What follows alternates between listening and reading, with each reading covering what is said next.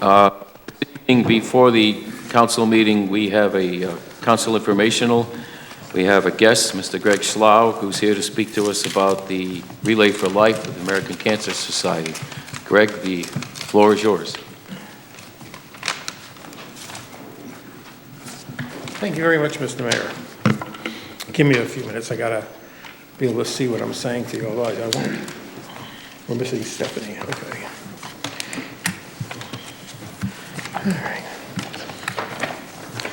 All right. Mr. Mayor, Ms. Barrett, Mr. Driscoll, Mr. Solomon, members of the City Council, and citizens of Norwich. Although most of you do know me, my name is Greg Schlau, and I have the honor of being the chairperson this year for the American Cancer Society Relay for Life that is held each year at Senator Thomas Dodd Stadium right here in Norwich. This year will mark our 10th anniversary of being at this stadium. To give you a brief history and some information about Relay for Life, Relay started in 1985 with the vision of one man, Dr. Gordy Klatt. He wanted to do something for all of his patients. He decided that he would walk and run at the University of Puget Sound in Tacoma, Washington for 24 hours, and that year he raised $27,000 for all of his cancer patients. The following year, 19 teams were formed and joined Dr. Klatt in raising money for all cancer patients. Since then, his Relay for Life vision has grown and is now in over 7,000 cities across the United States and in over 18 countries around the world. Our relay started out at Montville High School. We moved to Norwich Free Academy when Montville High was redoing their football field. And then we moved up to Dodd Stadium when it was then the Navigators organization. And they happened to meet our then chairperson, Dee Dee McDonald. And they made us an offer that we really just could not refuse. Excuse me. This relay is the oldest relay in the state of Connecticut. We are now entering our 26th relay season, something that this city should be very proud of. Along with being the oldest relay, we have stood the test of time. When I was last chairman of this event in 2013, there were 7 relays in our section of Eastern Connecticut. Now here in 2019, I stand before you with only 3 relays left. Why this occurred, I have no idea. One can only assume that a lack of people coming in, burnout of those who tried to keep these relays going, or a combination of other factors. I have no idea.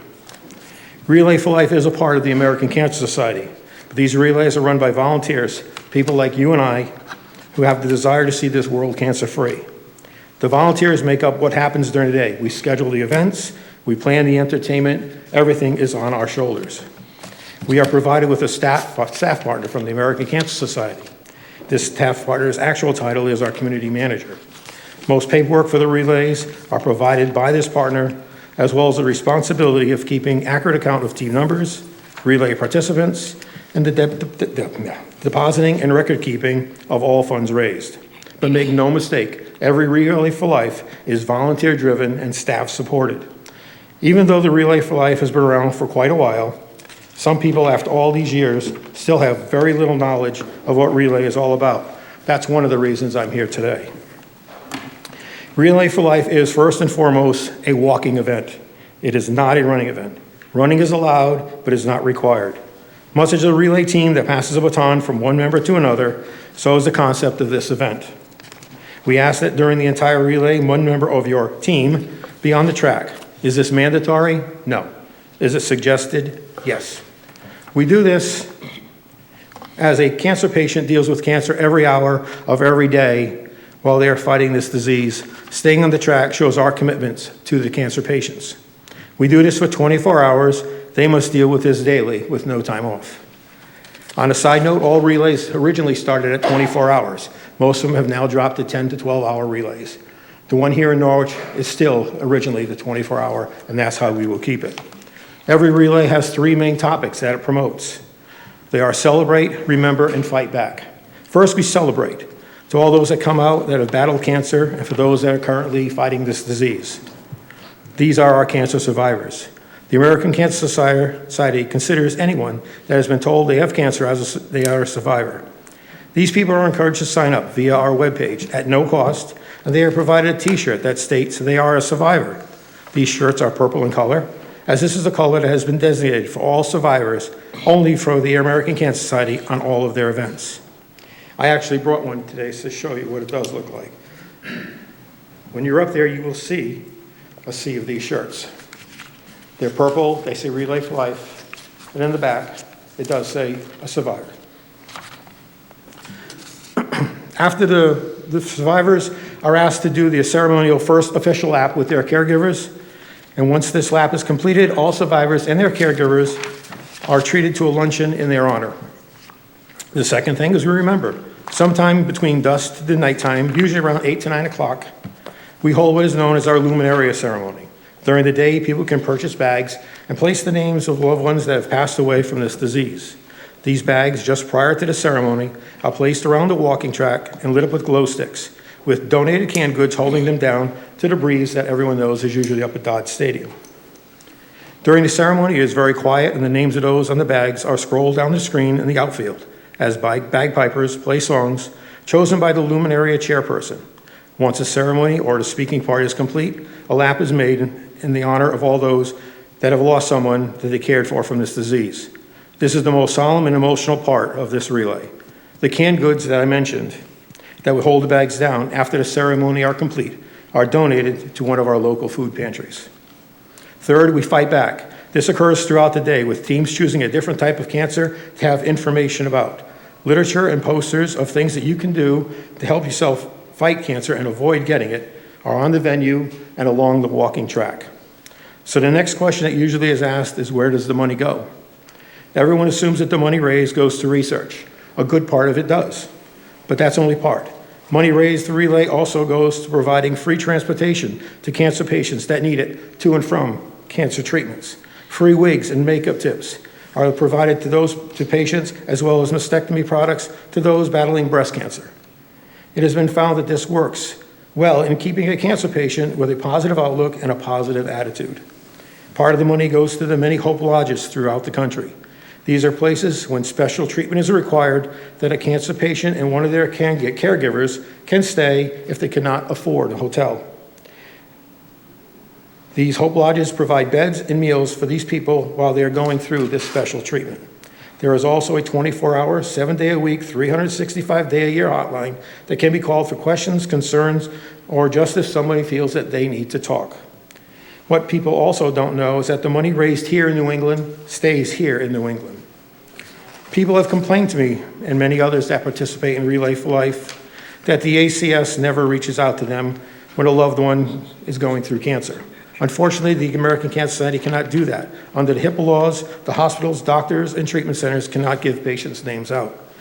I have and still encourage either the patient or someone with legal consent of the patient to reach out to the American Cancer Society.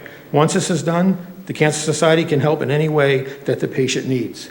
I would encourage anyone that needs assistance to go to the American Cancer Society website or call 1-800-227-2345. That's that toll-free number.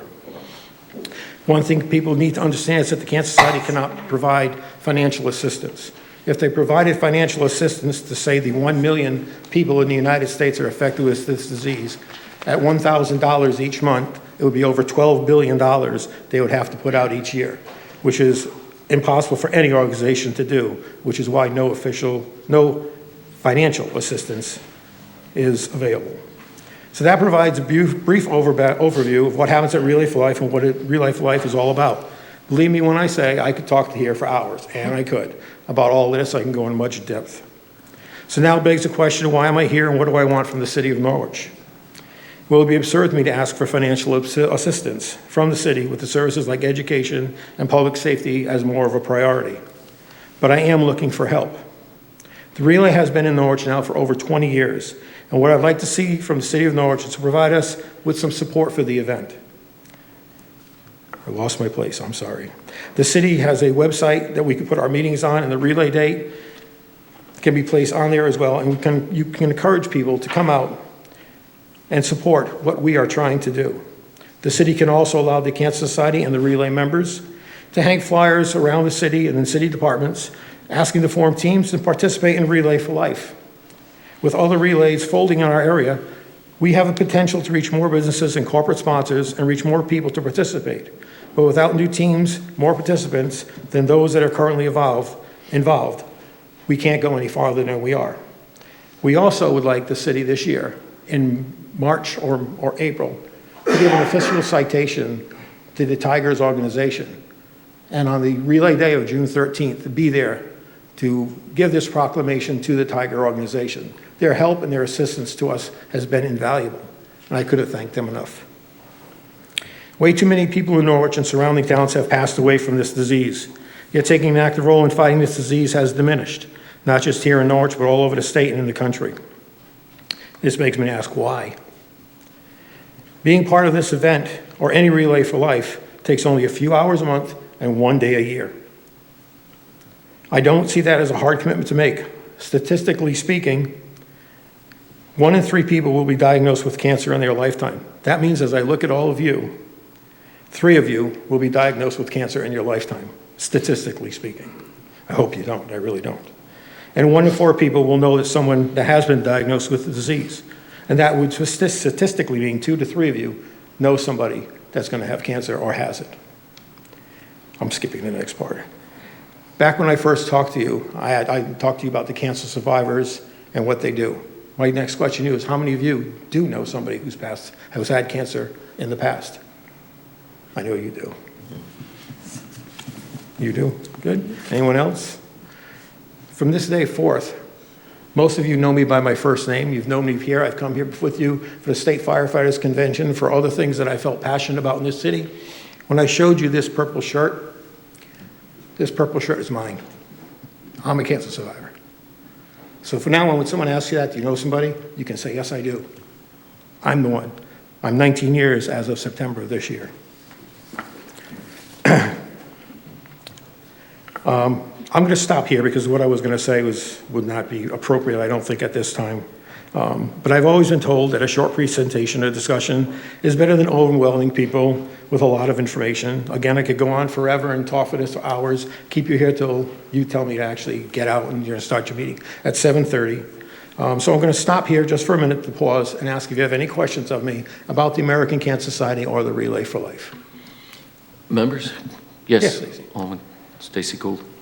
How many teams have participated in the past? In the past, the most we ever had was 43. Last year, we had 26. We're looking this year to bring ourselves back up to at least 40 teams. We want 500 participants, and our goal is to raise $100,000. This Relay for Life, since it started, now and again, when it's 25 years, we have raised nearly $2 million. So it's a good cause, and there's a lot of us that work hard for it. Right now, I have a committee, along with myself, of 7 people, and that's all. We're the ones that plan everything, and all I do is ask people to come out and help us. Like I said. So you run up at the stadium, you run the event at the stadium? Yes. We were at, like I said, we were at Montville. That was before my time. I joined at North Tree Academy when it was there. I joined in 2005. It happened to be just our chairperson at the time was up at Stotts at Bat. The Navigators people were there. She was talking to the owner of Stotts at Bat at the time.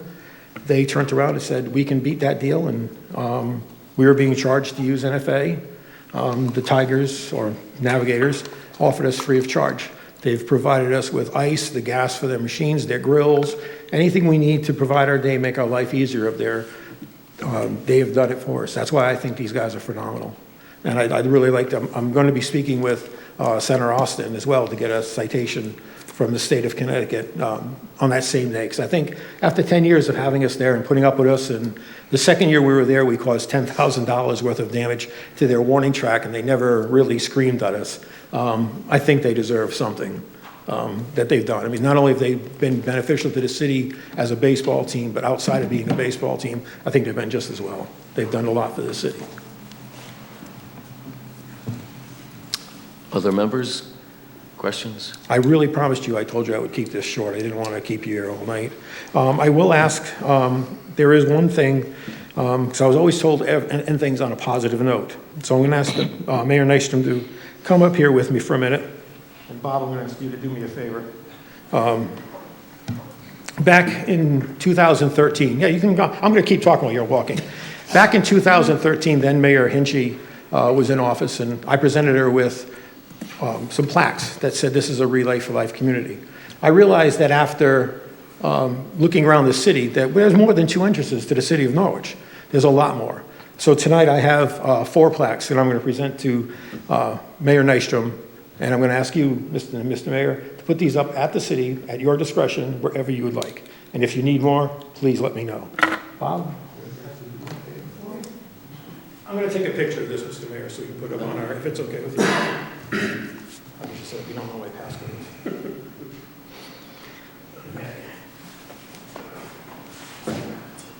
All right, I got to read this, otherwise I will forget. And I need my glasses. You know what, I can wing it. On behalf of the American Cancer Society, the Relay for Life of Southeastern Connecticut, all of its participants in the Cancer Society, I'm proud to present this to the city of Norwich, 4 of these, that declares the city of Norwich a Relay for Life community. Thank you. Thank you. I'm waiting for him. Thank you. You can bring it up there, show. I got the other 4, so I'll give it to you during the break. I want to thank you all for all your time. Again, I could have gone longer. I could have gone a little bit more tear-jerker, but I would have been the one that done the tear-jerking, not you guys. Relay is a very important thing to me. It always has been. There are stories you hear from Relay, such as when they tell you, one of their things years ago was that the Relay for Life always wanted to celebrate more birthdays. To me, that hits a home note, because the day I was diagnosed was my 40th birthday. That's when I was told I had cancer. So every year when I have my birthday, I count it as a new blessing and a new thing. And every year when I see these same people that come by, wear these crazy purple shirts just like me, I see them year after year, I sit back and wonder that they had another birthday, they got another year to be with their family, another year to see their children grow, and hopefully to see their grandchildren come into this world. I thank you very much, and whatever assistance you can give us would be deeply appreciated. Thank you very much. Appreciate all your contributions.